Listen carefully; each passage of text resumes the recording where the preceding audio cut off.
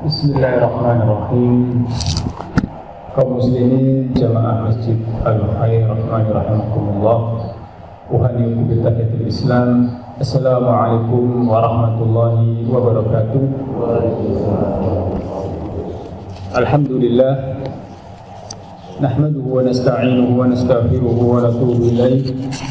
Wa na'udzu billahi min shururi anfusina wa sayyiati a'malina.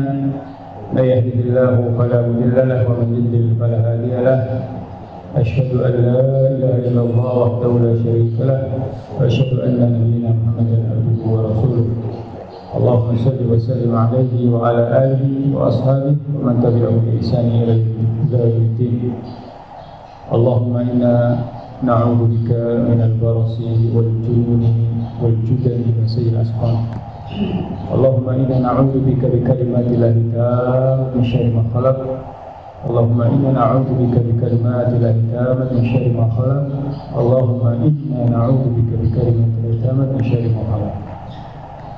Alhamdulillah jemaah rahmani rahimakumullah. Pada pagi hari ini masih di bulan Dzulhijjah, salah satu bulan haram yang Allah Azza wa Jalla muliakan, dan kita berada di hari-hari yang mulia, tepatnya di hari yang ke-12 di bulan ini. Kita berada di hari tasyrik yang tentunya kita hendaknya memiliki adab-adab. Selain kita diberitakan untuk mengikuti adab-adab atau protokol kesehatan, kita juga hendaknya mengikuti adab-adab atau protokol di hari tasyrik. Apa itu protokol atau adab-adab di hari tasyrik? Kita tetap banyak bertakbir, kita banyak mengagungkan Allah Azza wa Jalla. Al-aklu wa syarab, makan dan minum, tapi bukan banyak makan minum, bukan. Artinya nikmati rizki yang Allah Subhanahu wa taala berikan berupa hewan kurban kita selama tidak berlebihan. Kulu washrabu wa la tusrifu. Silahkan makan, minum, tapi jangan berlebihan. Kemudian yang kedua, alhamdulillah kita bersyukur kepada Allah. Allah Subhanahu wa taala masih menjaga kita semua, masih melindungi kita semua, sehingga kita bisa berkumpul, kita bisa bermajelis ilmu, kita bisa sama-sama berzikir kepada Allah Subhanahu wa taala. Yang kita sangat berharap kepada Allah, semua yang kita lakukan, amal yang kita lakukan, semuanya nanti bermanfaat, berguna pada yaum la yanfa'ul mal walal banun. Amal kita yang saat ini kita lakukan berguna pada hari nanti ketika harta-harta anak-anak sudah tidak berguna lagi bagi kita semua. Karena inilah kita di dunia adalah yaumul atau ayyamul amal, hari-hari untuk bekerja, untuk beramal, beraktivitas. Pada suatu saat nanti kita akan menjumpai hari yang tidak ada pekerjaan, tidak bisa bekerja.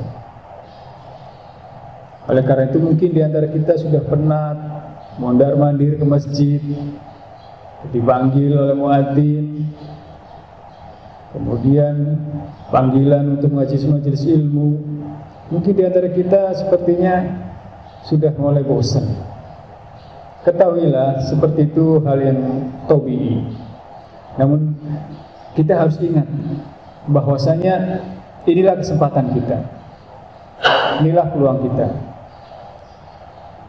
Kita analogikan waktu kemarin sebelum datang musibah wabah ini, mungkin yang bekerja aktivitas di luar, entah di Jakarta, entah di mana, mondar-mandir sepertinya dia bosan kayaknya. Bekerja, naik kereta, naik ini, naik, kayaknya pengen libur, pengen banget libur sehari aja udah senang banget, apalagi sepekan. Qadarullah, Allah berikan ujian, musibah berupa wabah, sehingga sebulan dia nggak bisa berangkat kerja. Kangen dia itu, pengen banget. Ternyata nikmat juga yang pet-petan di kereta. Ternyata nikmat juga naik motor dari sini ke Jakarta. Kasih 2 bulan, lebih kangen lagi, lebih pengen lagi. pengen bekerja, pengen berangkat 2 bulan, 3 bulan, subhanallah. Nah begitu juga lah kita. Sekarang kita di dunia ini mungkin bosan berangkat ke masjid, lagi ke masjid, lagi ke masjid, majlis taklim, ini. Ingat suatu saat nanti, dan waktunya kita nggak tahu, entah sebulan, 2 bulan, pertama di alam barzah kita nggak tahu berapa tahun, berapa yang jelas lama. Kita tidak ke masjid lagi, kita tidak ngaji lagi, kita tidak ngumpul dengan saudara-saudara kita lagi. Nah hal-hal yang seperti itulah harusnya kita semangat, membuat semangat kita. Mumpung ada kesempatan. Nah begitulah jamaah rahimakumullah. Oleh karena itu kalau DKM mengundang pengajian, jangan bosan ya. Kalau DKM muadzin mengundang azan, jangan bosan, datanglah. Ingat suatu hari nanti, untuk waktunya yang sangat panjang, kita tidak menjumpai itu lagi. Baik, pengajian kita jamaah rahimakumullah, kita masih membahas salat tatawwu, salat yang disunahkan atau nafilah dengan bahasa yang lain, atau istilah ulama yang lain salat sunnah. Ya, walaupun istilah sunnah itu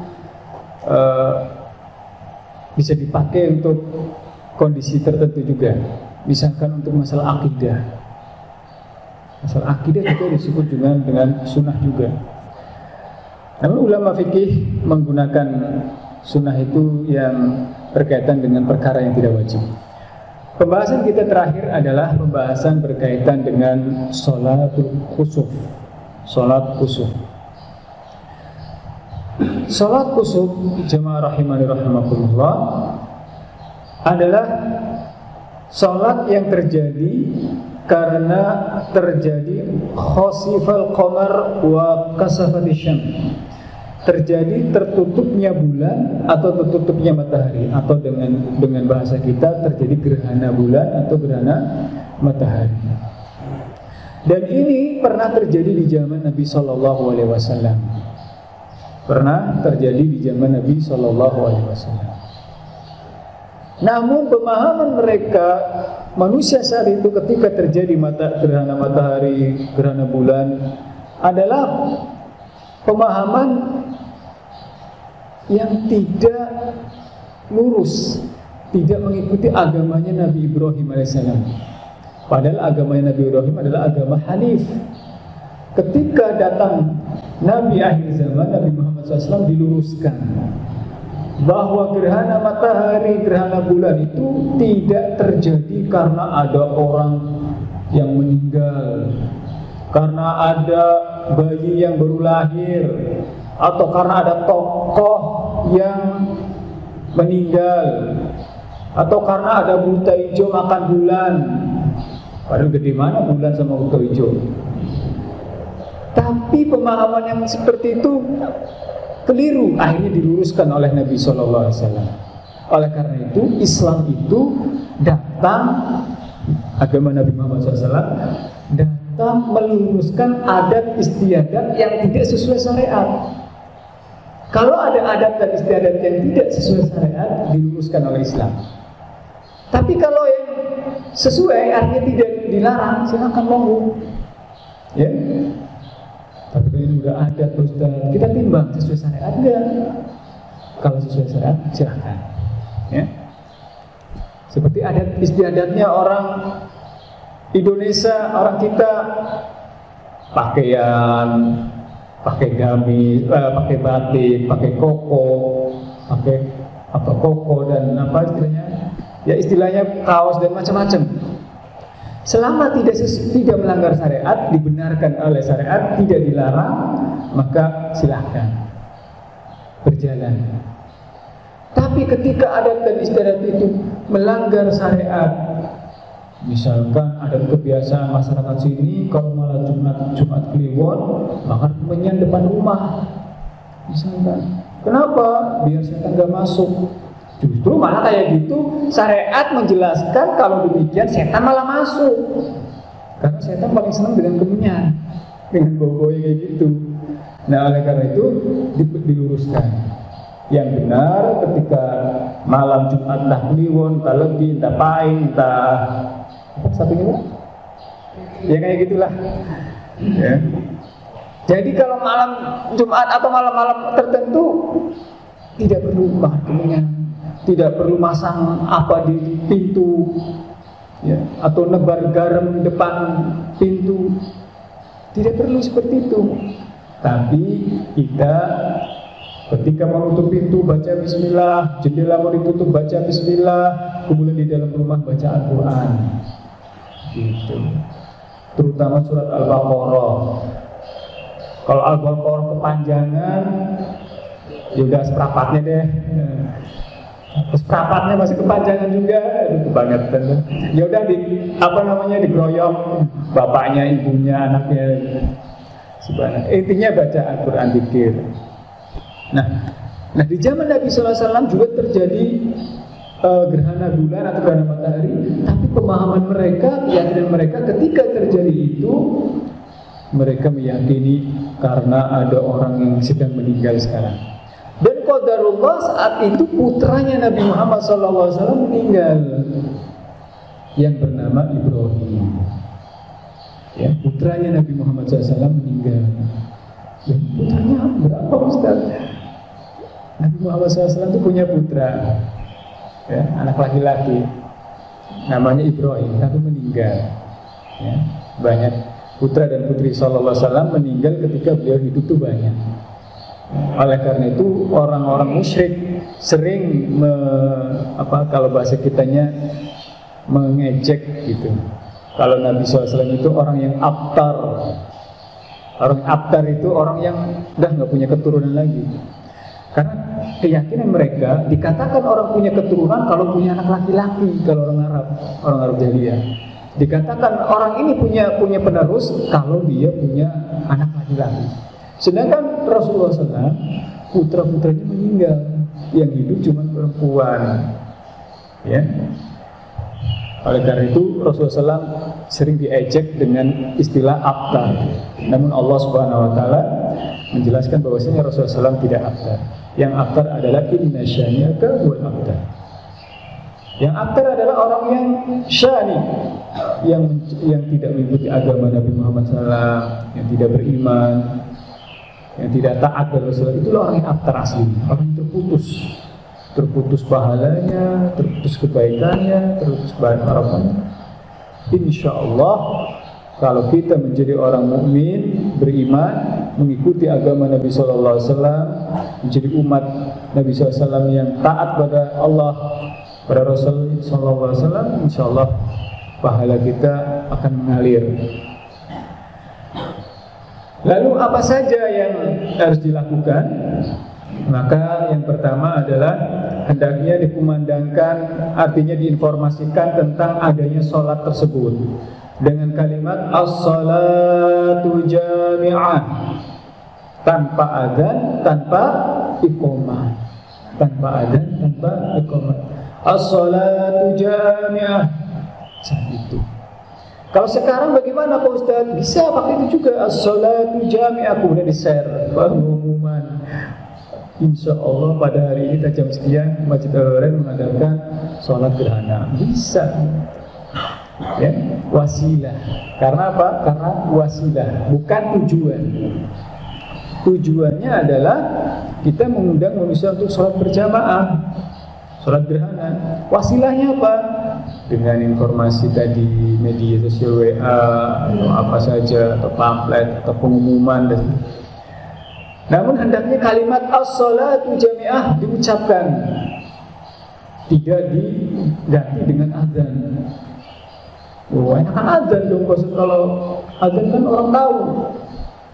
Nah, karena kalau yang ini syariat, bukan wasilah, jadi nggak bisa diganti. Ya, nggak bisa diganti. As-salatu jami'ah nggak bisa diganti dengan azan. Kemudian setelah itu berkumpullah manusia, kemudian mulailah imam mengatur shaf, imam mengatur barisan. Fakabbar, maka mulailah bertakbir. Bagaimana niatnya Pak Ustaz? Niatnya ya kita niat untuk sholat gerhana, misalkan matahari. Niat dalam hati usolli sunatan khusuf. Kalau misalkan bulan ya berarti usolli sunatan khusuf. Adapun pembahasan niat pernah kita bahas. Kalau seandainya hati kita ingin lebih kuat, kemudian kita lafadzkan tanpa dijaharkan. Karena kalau ulama kita menjelaskan seperti madhab Syafi'iyah dan sebagian madhab Hambaliyah dan yang kita baca dari referensi sebagian madhab Malikiyah membolehkan melafadzkan niat untuk menguatkan hati. Ya, seperti itu. Kemudian setelah bertakbir, faqtara Rasulullah SAW qira'atan tawilan. Kemudian membaca surat yang panjang setelah Al-Fatihah. Sebagian ulama, terutama ulama-ulama kita, ya, menganjurkan rakaat pertama setelah Al-Fatihah membaca surat Al-Baqarah. Mantap, Al-Baqarah. Ya sekalian, mantap biar nggak pulang biar itu yang di rumah nungguin. Kalau mampu. Kemudian setelah baca surat, setelah Al-Fatihah surat kemudian ruku, bangun lagi. Setelah Al-Fatihah mereka menganjurkan surat Ali Imran. Wah, dua Zahrawan kata Nabi SAW, dua surat yang panjang ini seperti dua bunga. Kalau hafal ini luar biasa. Pernah hafal Pak Ustaz? Pernah, sekarang nggak tahu ya. Kemudian setelah baca surat, kemudian ruku, setelah rukunya pun panjang, kemudian mengucapkan sami Allahu liman hamidah, faqama, kemudian fasajad, kemudian sujud. Berarti itu baru dihitung satu rakaat. Dan dilakukan seperti itu di rakaat yang kedua. Berarti 2 kali ruku, 1 kali sujud, dihitung 1 rakaat. Lalu setelah itu disunahkan untuk khutbah. Bagaimana khutbahnya? Di sini ulama terjadi khilaf. Karena apa? Karena lafadznya itu Nabi SAW riwayat-riwayat yang ada dengan kalimat khutbah, seperti yang diriwayatkan oleh seperti Abu Musa Al-Asy'ari radhiyallahu taala, bahwasanya beliau sholat khusyuk bersama Rasulullah dan para sahabat. Setelah sholat itu khutbah.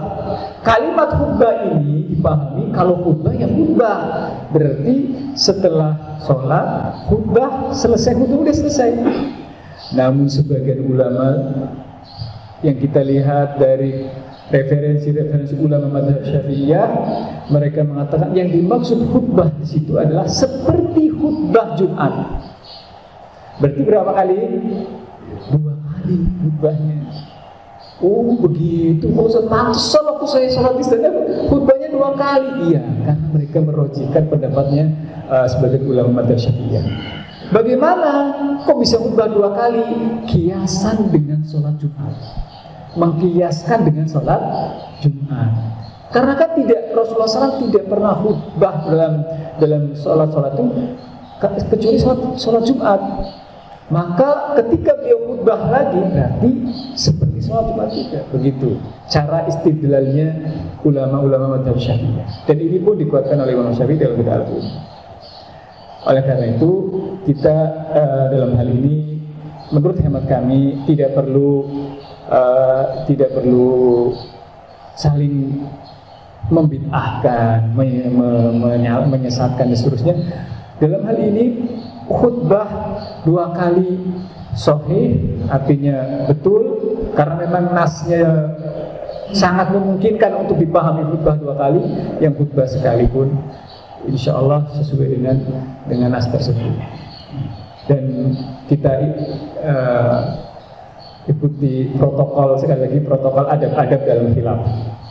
Jadi bukan protokol kesehatan aja, setiap sesuatu ada protokolnya. Oleh karena itu setelah sholat khutbah. Bagaimana khutbahnya? Itu tadi, kalau imam ternyata merojihkan khutbahnya 2 kali ya 2 kali. Kalau imam merojikan, saya merojikan khutbahnya yang sekali, beda sekali. Dan dalam hal seperti ini kami melihat maslahat dan mudarat itu penting. Maslahat dan mudarat penting. Misalkan Syekhuna pulang kampung, ternyata nggak ada yang bisa sholat gerhana, ternyata ditunjuk sholat gerhana. Akhirnya setelah sholat khutbah, kita lihat masyarakat di sini mayoritas jumhurnya menguatkan pendapat yang mana. Nah, kalau masyarakat kita kan umumnya mengikuti kaulnya atau madhabnya yang dirojikan oleh Imam Syafi'i. Oleh karena itu biasanya dua kali. Yang pernah kami ikuti di luar sana itu 2 kali. Oke. Setelah khutbah artinya menyampaikan tentang kebesaran Allah Subhanahu wa taala, menganjurkan manusia untuk beristighfar, menganjurkan manusia untuk bersedekah, menganjurkan manusia untuk bertobat kepada Allah Azza wa Jalla. Ya, dan hadis ini diriwayatkan oleh Imam Bukhari dan Imam Muslim dan Imam An-Nasa'i. Baik. Kemudian yang berikutnya salatul istisqa. Salatul istisqa. Salat istisqa disebut istisqa, yakni talabatul ma. Salat meminta air. Ya. Seperti dalam firman Allah dalam surah Al-Baqarah, wa idistasqa Musa liqaumi. Ketika Nabi Musa istisqa untuk kaumnya, artinya mencari air untuk kaumnya. Namun dalam istilah syariat maksudnya salat istisqa adalah idza inqata al-matar, apabila air itu tidak turun, air hujan itu enggak turun, kekeringan. Ya. Maka di sini kaum muslimin disunahkan, artinya disukai, bahkan disyariatkan al-khuruju ilal musalla li istisqa. Mereka ngumpul di satu tanah lapang. Kalau seandainya tanah lapang tidak ada, ya boleh di masjid. Fasalla, kemudian sholat, tentunya dipimpin oleh imam, ya, dengan sholat rak'atain, dengan sholat 2 rakaat, ya, sholat 2 rakaat. Wa yuksiru min du'a wal istighfar, memperbanyak doa, meminta ampun. Wa yahulu ridaahu, kemudian ketika berdoa, kalau seandainya membawa rida seperti ini, kemudian dirubah yang dari yaj'alu yaminan ala shimal, yang tadinya ditaruh kanan dipindah ke kiri. Berdasarkan hadis Ibad ibnu Tamim an ammihi an Abdillah ibnu Zaid qala, dari sahabat Ibad ibnu Tamim dari pamannya Abdullah ibnu Zaid, beliau mengatakan kharajan Nabi sallallahu alaihi wasallam, Nabi sallallahu alaihi wasallam keluar ilal musalla, ke musalla. Yang dimaksud musalla dalam bahasa Arab artinya al-makanul khali, tempat yang kosong. Kalau bahasa kita ya lapangan, ya. Loh, kok saya lihat di samping ada musola, tapi mana itu maksudnya musola menurut kita gitu ya. Atau musola, pengertian yang kedua selain pengertian musola itu tanah lapang, artinya tempat khusus untuk sholat seseorang. Misalkan di musola, di rumah kita punya ruangan khusus untuk sholat kita, itu namanya musola. Namun dalam hadis ini yang dimaksud musola adalah tanah lapang. Wa yastasqi, kemudian beliau SAW memohon kepada Allah untuk diturunkan hujan. Wastaqbal kiblah, kemudian menghadap kiblat. Fa shalla rak'atain, kemudian sholat 2 rakaat. Wa quliba ridaahu, kemudian selendangnya itu yang tadinya di sebelah kanan kemudian dipindah ke sebelah kiri, ya. Dan ini dilihat oleh para sahabat seperti Abu Bakar radhiyallahu ta'ala ajmain. Lalu bagaimana, apakah ada khutbah dalam ini? Maka dalam surat istisqa yang rajih adalah tidak ada khutbah.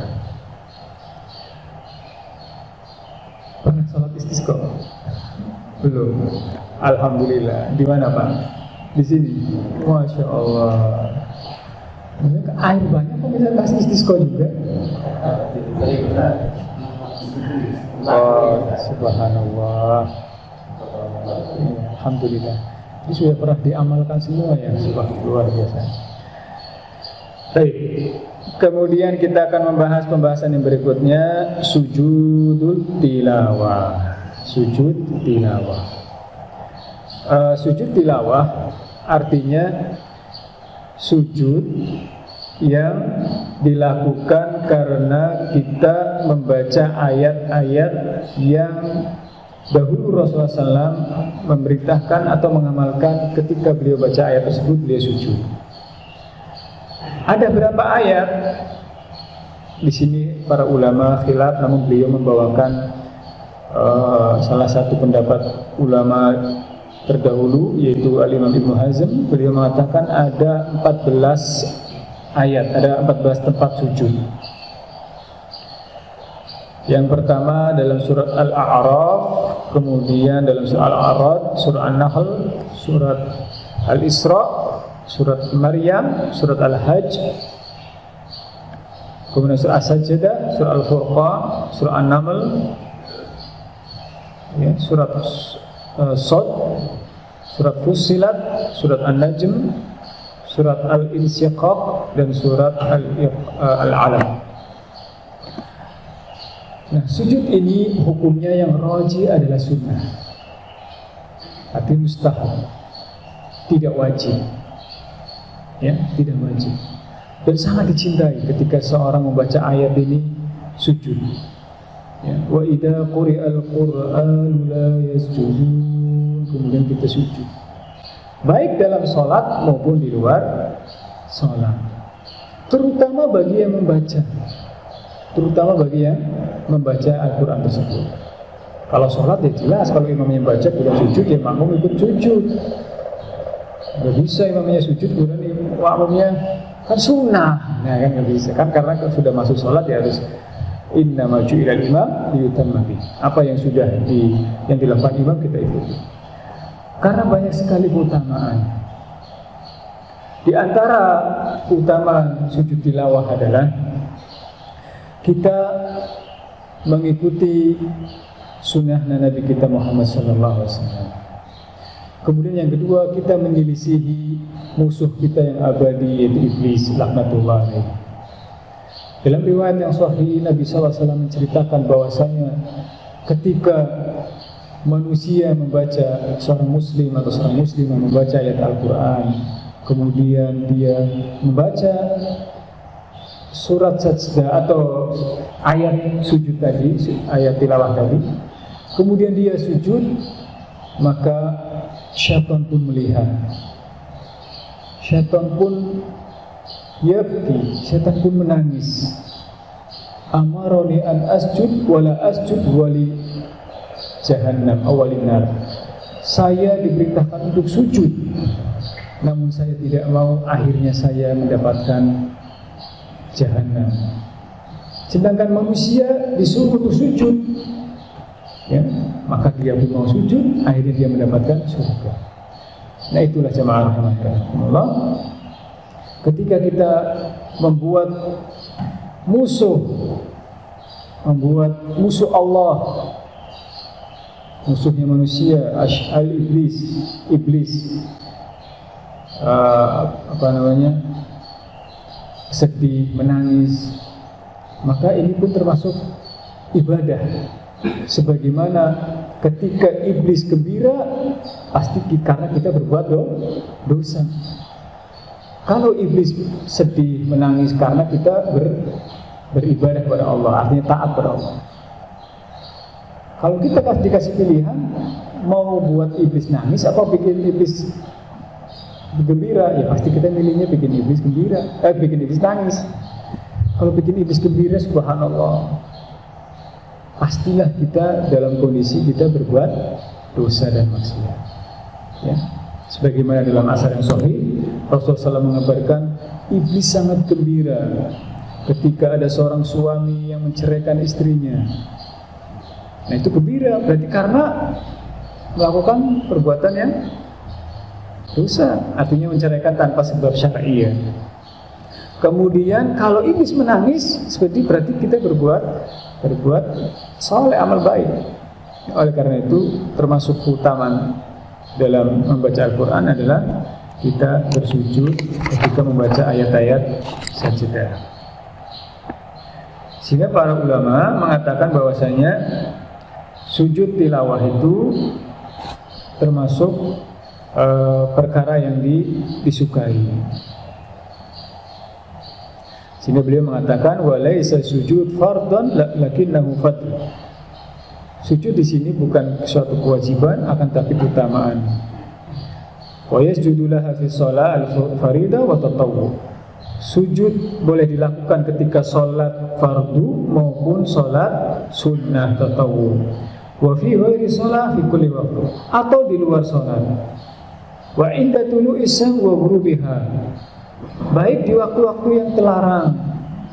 Misalkan kita baca Al-Quran tapi waktunya sedang terlarang, maka karena ada sebab ya,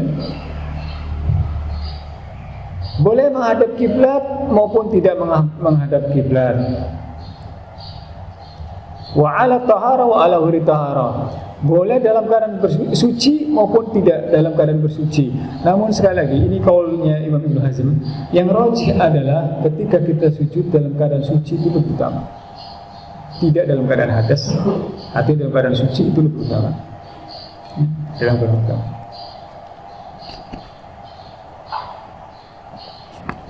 Itulah pembahasan tentang sujud. Nah, tadi keutamaannya sudah kita sampaikan bahwasanya ketika kita sujud maka iblis pun menangis, iblis pun bersedih. Iblis mengatakan, ya wailah umira bisujud fasajada falahul jannah wa umirtu bisujud falinna. Mereka manusia disuruh sujud kemudian mendapatkan surga, adapun kami disuruh sujud dan tidak mau sujud, akhirnya kami mendapatkan neraka. Lalu apa yang dibaca ketika kita sujud? Maka kita mengucapkan bisa dengan redaksi atau doa sajada wajhi lilladzi khalaqahu wa syaqqa sam'ahu wa basarah bihaulihi wa quwwatihi. Itu yang pertama.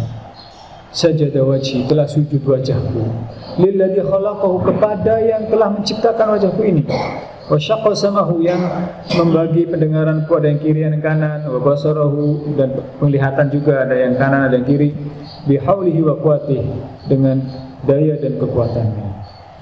Itu yang pertama. Kemudian yang kedua, itu tadi riwayat Imam Abu Dawud dan Imam Tirmidzi dan Imam Nasai.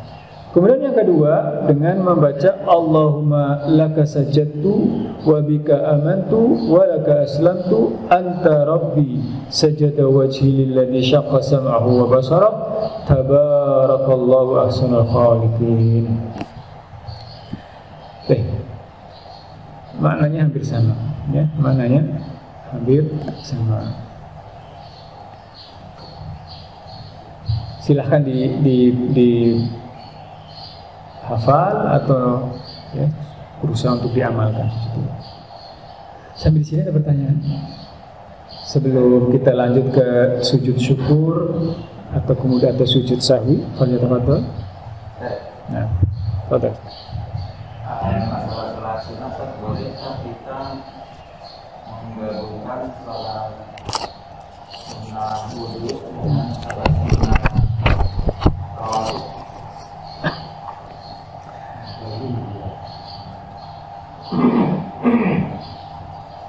Ya, baik. Satu saja. Nah, ya berkaitan dengan niat sholat wudu dan sholat rawatib. Pertama, bahwasanya innamal a'malu binniyat. Kondisi seperti ini bisa kita lakukan. Misalkan kita habis wudu, kemudian datang kumandang adzan, kemudian disitulah kita menunggu adzan selesai, misalkan sholat duhur ya, kan ada rawatib sebelum duhur 2 rakaat. Kemudian kita sholat 2 rakaat tadi, itu jadi sudah termasuk sholat wudhu plus sholat tahiyatul masjid, ya. Jadi dapat semuanya. Karena hadis-hadis ini bersifat umum. Berkaitan dengan sholat wudhu, Nabi Abu Hurairah mengatakan tidaklah kami berwudhu kecuali saya sholat 2 rakaat. Sholat apa saja. Begitu juga dengan tahiyatul masjid. Idza dakhala ahadukumul masjid fala yajlis illa sajdah rakaatain. Tidaklah kalian masuk masjid jangan langsung duduk kecuali sholat 2 rakaat. Nah, lafaz-lafaz umum seperti itu kemudian kita lakukan sebelum sholat fardu atau sholat wajib, maka masuk ke dalamnya sholat-sholat tersebut, sehingga dibolehkan. Wallahu ta'ala a'lam bishawab. Nah, saya tafadhal. Kita mulai masuk di pada saat kalau di Quran itu kan ada yang diberikan dari pada saat sejadahnya, ada ayat sejadahnya, tapi ada juga yang diberikan dari ujung ayat itu. Itu kalau di surah Al-Qur'an misalnya itu di ayat yang lama tanda sajadahnya garisnya itu dengan ujung ayatnya. Tapi kalau kita lihat di surah Al-Isra itu di ayat yang berbeda enggak? Jadi misalnya di ujung surah Al-Isra itu. Ya, sebentar saya ambil mushaf dulu.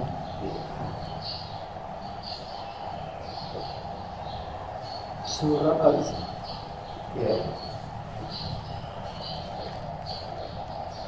Surat Al-Isra surat yang ke-17. Surat Al-Isra ayat-ayat di luar itu itu ayat 107. Tapi tanda ujung ayat yang ada tanda kayak buat sajadahnya tandanya di ayat 109. Jadi kita menuju lagi di ayat yang setelah ayat itu kali. Iya. Yang kedua, kalau dalam posisi kita misalnya berdiri misalnya di kereta gitu ya, kita ingin mengamalkan seperti ini itu nggak ada gantinya saja. Misalnya pada kayak ini kita dengan berdoa lagi bukan kalau kita ingin sujud tilawah gitu seperti itu. Untuk mengamalkan sunnah ini. Iya. Baik. Subhanallah. Di surat Al-Isra di situ ayat 107 itu garisnya. Nah, maka yang rajih dari di sini di mushaf disebutkan sujud tilawahnya itu di ayat 109-nya. Di ayat 109-nya. Ya. Karena maknanya juga benar pas di ayat. Kalau kita lihat makna dari ayat tersebut, memang ketika sudah berhenti di ayat 109-nya itu pas sujud di situ. Kan itu qul aminu bihi aw la tu'minu innal ladzina utul ilma min qabli idza yutla alaihim yakhruna lil adqani sujada. Di 107-nya. Wa yaquluna subhana rabbina in kana wa'du rabbina la maf'ula wa yakhiruna lil adqani yabkuna wa yaziduhum khushu'a. Pas di situ. Pas banget di ayat 109.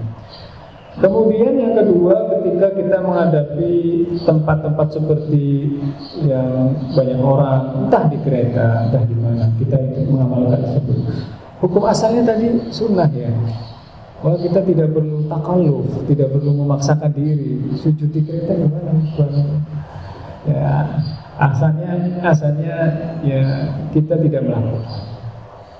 Ya, tidak melakukan sujud tilawah di tempat-tempat seperti itu. Ya. Ya, memang kadang-kadang ada sunnah-sunnah atau perkara-perkara yang mustahab. Memang asalnya tidak kita lakukan terlebih dahulu. Ada hal-hal yang seperti itu. Ada yang memang karena kondisi asalnya kita lakukan sekarang, ya seperti itu. Baik. Setelah diskor itu di sini tidak ada dibahas mengenai khotbah sholat dan sebenarnya syariatnya kalau masalah ada khotbah setelah sholat atau sebelumnya. Sama yang kedua sujud tilawah ketika surat Al-Alaq kemudian sholat berjamaah itu kan kemudian dilanjutkan rukuk ya. Iya betul. Itu prakteknya kan agak ribet ya sholat berjamaah. Yaitu kalau mau dilaksanakan atau supaya maslahat, apakah bagusnya dilaksanakan atau tidak? Ya, kita ingin mengambil keutamaan, tapi pada prakteknya itu takut merusak kekhusyukan para jamaah. Iya. Baik. Yang pertama bahwa sholat istisqa memang di kitab Al-Wajiz tidak disebutkan tentang khutbah. Tidak disebutkan tentang khutbah.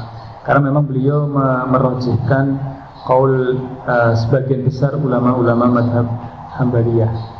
Jadi tidak disebutkan tentang khutbah. Namun sekali lagi kami informasikan agar tidak terjadi salah paham. Ketika nanti ada menjumpai sholat istisqa kedua, ketiga, ternyata di sana ada yang khutbah, ketahuilah memang ada ulama yang membenarkan, mensyariatkan. Seperti ulama di sini ada salah satu kitab Fathul Wadhab fi Syarih Muhyiddin, salah seorang ulama besar mazhab Syafi'iyah. Beliau menjelaskan tentang disunahkan, disukainya. Maksudnya disunahkan itu artinya disukainya setelah sholat istisqa khutbah. Dan khutbahnya khutbah dua kali. Kenapa lagi-lagi 2 kali? Dikiaskan dengan sholat Jumat. Begitu. Namun di kitab Al-Wajiz kenapa tadi kita tidak sampaikan? Karena memang beliau tidak menguatkan tentang itu. Namun kita sampaikan di sini agar nanti ke depan tidak salah paham. Kalau seandainya kita sholat istisqa kemudian ada yang khutbah, ternyata di sana ulama zaman dahulu sudah terjadi khilaf kalau bahasa kita sekarang. Ada yang menguatkan tentang khutbah dan tidak. Ya, jadi seperti itu. Kemudian berkaitan dengan sujud tilawah di surah Al-Alaq, kalau itu masyaqqah bahkan sulit, membuat sulit jamaah, ya asalnya tidak diamalkan. Sholat jamaah berjamaah, imam baca surat Al-Alaq, ayat terakhir sujud tilawah, kita amalkan sujud, bangun lagi sujud lagi, kan gitu. Nah kalau masyaqqah seperti itu, ya asalnya ditinggalkan. Kembali ke hukum asal tadi. Hukum asalnya kan fadilah, sunnah, artinya mustahab, tidak fardu ain, tidak wajib gitu. Kecuali kita sholat sendiri misalnya. Kita sholat sendiri, sholat sunnah sendiri. Atau diumumkan, ya sebelumnya diumumkan nanti sholat kita baca soal Al-Alaq, fakat ayat terakhir kita sujud tilawah ya jamaah, kemudian kita bangun lagi, kita sujud lagi. Artinya hal-hal yang bisa membuat kesulitan kaum muslimin atau kemudian membuat kerancuan, salah paham itu hendaknya dihindari. Selama itu hukumnya masih mustahab, tidak wajib. Tapi silakan kalau mau diamalkan ya monggo aja. Ya risikonya itu tadi, setelah ayat terakhir kemudian sujud langsung, kemudian bangun lagi, kemudian Allah lagi sujud lagi, kan gitu. Ya, seperti itu. Ya. Kemudian kita akan bahas sebentar lagi ya. Kita bahas sujud syukur. Ya, walaupun ini jarang kita amalkan karena mungkin ya keilmuan juga kemudian karena kondisi. Namun sekali lagi sujud syukur itu ada. Sujud syukur itu ada.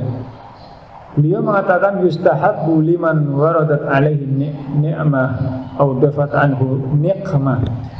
Disukai, dicintai apabila seseorang itu mendapatkan suatu kenikmatan dan dijauhi atau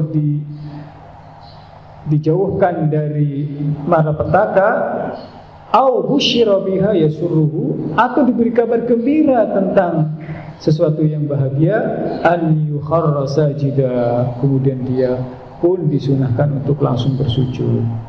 iktidaan bin Nabi SAW, mengikuti amalan atau sunnah Rasulullah SAW.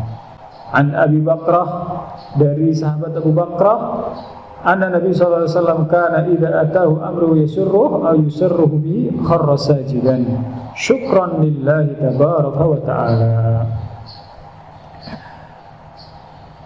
Nabi SAW apabila datang kepada beliau perkara yang membuat beliau gembira, maka beliau pun langsung sujud bersyukur kepada Allah tabaraka wa ta'ala. Itu boleh ya. Biasanya yang sering amalan itu striker, pemain bola. Kalau habis gol langsung sujud syukur. Kita yang di sini di masjid nggak pernah ngamalin. Subhanallah. Dapat sapi berapa Pak di sini? Wah, alhamdulillah 10. Oh, cuman mantap gitu. Nah, harusnya sujud syukur gitu kan. Alhamdulillah ahlu air dapat 10 sapi kan. Enggak ada yang dapat 10 sapi bisa kan. Artinya apa? Sesuatu yang menggembirakan, kemudian kita bersyukur, Allah akan tambah nikmat tersebut. Karena Allah Subhanahu wa ta'ala sudah berjanji, wala in syakartum la azidanna, wala in syakartum nah, apabila kalian bersyukur, kami akan tambah nikmat. Nah, wala in syakartum la azidanna, la azidanna, wala in kafartum la adzab lasyadid. Jadi begitulah pengamalan Rasulullah SAW tentang kenikmatan tersebut. Apapun nikmat tersebut, ya entah itu nikmat yang menurut kita yang dohir ataupun yang batin, hendaknya kita lakukan itu. Sekali-kali lah sujud syukur gitu. Terima kasih kepada Allah. Walaupun mengucapkan alhamdulillah itu pun sudah cukup, sudah menunjukkan rasa terima kasih kita pada Allah. Namun ketika ditambah dengan sujud syukur, ini utama yang lebih. Adapun sujud syukur pembahasannya tidak terlalu panjang. Kita sebelum kita salat suruh, salat duha, al-isra, kita satu lagi bahas sujud sahwi. Sujud sahwi ini khilafnya sangat panjang. Oleh karena itu, ketika kita bahas ini, kita harus sekali lagi sering kami ingatkan, kedepankanlah adab-adab dalam menghadapi khilaf para ulama, terutama berkaitan dengan perkara sholat. Karena ini sujud sahwi itu berkaitan dengan sholat. Kami ingin sampaikan satu hal yang penting agar kita tidak salah paham di masjid ini atau di luar masjid nanti. Di masyarakat kita umumnya mereka belajar fikih madhab Syafi'iyah. Umumnya mereka belajar mulai dari kitab yang kecil. Contoh saya sebut misalkan kitab Safinatun Najah, seorang ulama dari Yaman, kemudian disyarah oleh ulama Indonesia, Al-Imam An-Nawawi Al-Bantani rahmatullahi wabarakatuh. Di kitab tersebut tersebar di seluruh Indonesia hampir, bahkan ke luar negeri, ke Malaysia dan terus. Di sana disebutkan tentang sebab-sebab sujud sahwi. Di antara yang membuat sujud sahwi adalah tidak kunut. Karena apa? Di kitab tersebut disebutkan bahwa kunut termasuk ab'adus shalah, bagian dari shalah. Ketika orang tidak kunut, otomatis dia meninggalkan bagian dari shalat. Ketika dia meninggalkan bagian shalat, berarti harus sujud sahwi. Oleh karena itu sekarang kita paham, oh pantesan waktu saya jadi makmum, kemudian imamnya lupa kunut, kok sujud sahwi gitu. Pernah gitu nggak? Pernah lihat? Nah, oleh karena itu kita harus jelaskan sekarang. Hendaknya kita harus berlapang dada dalam masalah ini. ketika mereka, saudara-saudara kita meyakini bahwasanya kunut adalah bagian dari sholat, kemudian mereka meyakini itu, dan ternyata kita jadi imam, misalkan kita tidak kunut misalkan ya, otomatis kan makmum ini meninggalkan bagian dari sholat.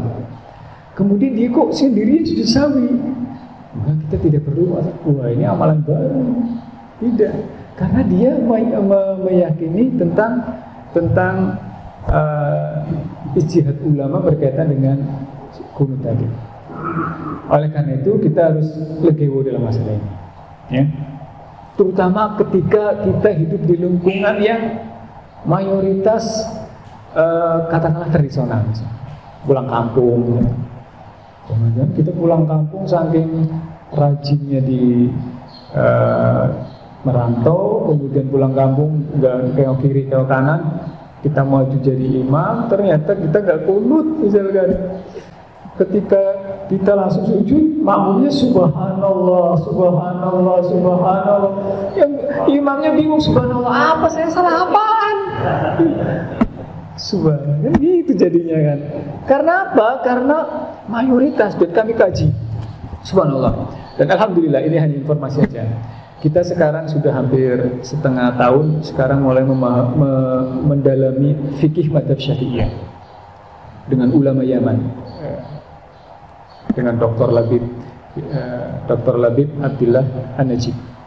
Semoga Allah menjaga beliau. Nah, kita mulai belajar madzhab Syafi'iyah dari yang kecil, dari kitab-kitab kecil sampai nanti ujung-ujungnya sampai ke kitabnya Imam Nawawi. Karena pembesarnya madzhab Syafi'i itu antara Imam Nawawi, Imam Rafi'i, Imam Mawardi, dan masuk di dalamnya Imam Ghazali rahmatullah alaihi. Semoga Allah merahmati ulama besar. Itu ulama besar. Jadi, dan ini sudah merata di seluruh Indonesia, hampir di seluruh Indonesia. Oleh karena itu, kalau kita memaksakan kita menyelisih fikih mereka, padahal kita kan ingin mendakwakan tauhid ya. Sedangkan fikih kita sudah kita selisih dulu nih. Waduh, bagaimana kita mau mendakwakan tauhid, orang fikihnya itu sudah diselisihi hal-hal yang ibaratnya khilaf yang muktabar gitu ya. Oleh karena itu, kita harus punya sikap yang samah, yang lapang dalam masalah ini. Kalau kita pulang kampung misalkan tradisional semua, udah gak usah dipaksain. Orang saya keyakinan nggak ada kunut. Nanti kayak gitu terjadi. Subhanallah, subhanallah, subhanallah. Setelah imam salam, mereka sujud sahwi semua di belakang. Kan bisa kejadian kayak gitu. Nah, hal yang seperti itu jangan sampai terjadi. Oleh karena itu kita harus pahami. Dan alhamdulillah di sini dari awal kita mengkaji kitab Al-Wajiz ini, walaupun di sini beliau sering sekali merojihkan pendapat Hambali, Imam Hambali, namun selalu kita sampaikan ulama-ulama yang lain dari kitab-kitab yang lain. Dan alhamdulillah kan kita sampai saat ini bisa mengetahui khilaf-khilaf yang terjadi di tengah-tengah ulama kita. Nah, untuk pembahasan tentang sujud sahwi ini, sekali lagi pembahasannya sangat panjang dan berkaitan dengan sujud sahwi terjadi khilaf yang lebih dari, saya lihat di kitab Bidayah Mujtahid itu lebih dari 6 pendapat gara-gara sujud sahwi ini. Apakah sebelum salam, apakah setelah salam, apakah sebabnya karena masalah-masalah yang wajib sholat, nah, seperti itu banyak. Namun insya Allah di kitab ini kita mencukupi. Namun sekali lagi sujud sahwi ini di sini beliau menjelaskan bahwasanya sujud sahwi itu disyariatkan. Sujud sahwi disyariatkan. Sampai jam berapa sini sih? Suruh 6:04. Ya, berarti 5 menit lagi. Kita jelaskan yang pertama, sujud sahwi itu sah pernah datang dari Rasulullah SAW. Sahabat Nabi SAW kana yaswi fi sholat. Nabi SAW dahulu pernah sujud sahwi atau pernah lupa dalam sholat. Nabi SAW lupa. Kalau kita lupa kebablas. Kalau Nabi SAW lupa, bagus. Akhirnya ada syariat sujud sahwi. Nah itulah setiap apa yang terjadi pada Nabi SAW. Laqad kana lakum fi Rasulillahi uswatun hasanah. Oleh karena itu Rasulullah SAW sakit. Ya emang kenapa sakit? Kan Rasul, emang kenapa Rasul? Berarti menunjukkan bahwa beliau seorang Rasul, seorang hamba. Dan kemudian ada doa-doa untuk sakit. Ya. Kenapa? Kok Nabi lupa? Kok Nabi disantet? Diguna-guna? Emang kenapa diguna-guna? Karena dengan adanya Nabi kejadian seperti itu kan ada syariat. Nah seperti itu. Oleh karena itu hikmah di situ.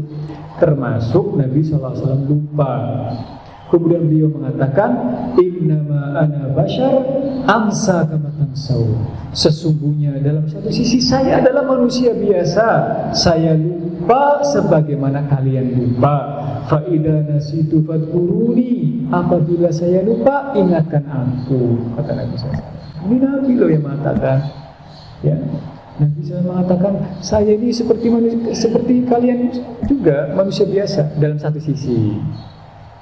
Makan, minum, lupa, punya istri, punya anak. Namun ingat, dalam satu sisi dia Rasulullah. Ini yang kita nggak punya. Sampai kita mau keluarin harta selangit dan bumi, nggak bakal sampai derajat itu. Rasulullah, dia Rasulullah. Nah, ketika beliau lupa, termasuk lupa dalam sholat. Ya. Idza qama min raqatil fariidhah, apabila keadaannya begini, lupanya ketika di rakaat kedua dia naik, maka dia meninggalkan tasyahudan sholat duhur. Rakaat kedua dia naik, dianggap ini rakaat yang ketiga. Maka dalam hal yang seperti ini, maka wanadorna taslimahu kabbara qabla taslim, maka dia lanjutkan sujud dua rakaat berikutnya. Nanti sebelum salam dia sujud dua kali. Jadi sujud sahwinya sebelum salam. Tapi yang dua tadi yang tadi ketinggalan, dia lengkapi dulu. Misalkan sholat duhur, di rakaat kedua dia naik, diingetin subhanallah, subhanallah. Nah ini kondisinya, ini pun berkhilaf para ulama. Kalau seandainya dia itu sudah naik dan belum baca Al-Fatihah, langsung duduk. Namun kalau dia udah naik kemudian sudah terbaca Al-Fatihah, lengkapi. Ya. Namun ingat, berarti itu tadi rakaat kedua ya, rakaat keduanya udah naik. Rakaat ketiganya naik lagi, karena rakaat ketiga kan berdiri. Rakaat keempat tahiyatul akhir, sebelum dia salam dia bertakbir untuk sujud dua kali kemudian salam. Itu kondisi yang pertama. Ya. Ini sampai di sini saja jemaah rahimanallah. Sekali lagi untuk pertemuan besok kita akan bahas khusus pembahasan tentang sujud sahwi, dan kita akan bawakan keterangan-keterangan ulama yang banyak berkaitan dengan masalah ini. Kita sujud syukur ini kita di sini pembahasannya sangat singkat. Apakah sujud itu tidak ada, memang nggak ada syariat khusus gitu ya, atau sujud pada umumnya artinya berapa kalinya bacaannya tidak diatur? Iya. Berkaitan dengan sujud syukur,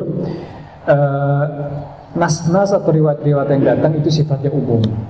Ketika perkaranya itu mutlak, umum, maka kita biarkan dengan keumumannya. Tidak kita khususkan harus sujud sekali, harus sujud kedua, tiga. Tapi secara umum, kembali kepada istita'ah, kemampuan kita. Kita mampunya sekali sujud, kemudian kita bersyukur kepada Allah. Ya. Kita memuji Allah, alhamdulillah memuji Allah. Dengan bahasa kita atau dengan bahasa nah, iya, bacaannya tidak ditentukan. Yang jelas isinya adalah memuji tentang nikmat tersebut, tentang nikmat tersebut. Diberi kabar gembira, THR turun, misalnya, langsung. Jadi begitu jemaah rahimahullah. Sekali lagi Kita meminta kepada Allah Subhanahu wa taala semoga Allah senantiasa memberikan taufik kepada kita semua untuk bisa memanfaatkan umur kita, waktu-waktu yang ada di muka bumi ini untuk senantiasa beramal saleh, untuk senantiasa beribadah. Dan yang kedua, jangan lupa ihfadillah yahfadka. Saya nasihatkan untuk saya pribadi dan untuk kita semua, jagalah Allah, insya Allah Allah akan jaga kita semua. Dalam kondisi seperti ini, tidak ada yang bisa menjaga kita kecuali Allah Subhanahu wa taala. Tidak ada yang bisa melindungi kita kecuali Allah Subhanahu wa taala. Kita mohon kepada Allah, Allahumma inna na'udzubika minal baras wal junun wal judam wa sayyi'il asqam. Jangan lupa zikir-zikirnya, zikir paginya, zikir petangnya kita amalkan sebagai bentuk atau sebab dilindunginya kita dari berbagai macam malapetaka. Kita tutup dengan doa kafaratul majelis. Subhanakallahumma wa bihamdika asyhadu an la ilaha illa anta astaghfiruka wa atubu ilaik. Wassalamualaikum warahmatullahi wabarakatuh.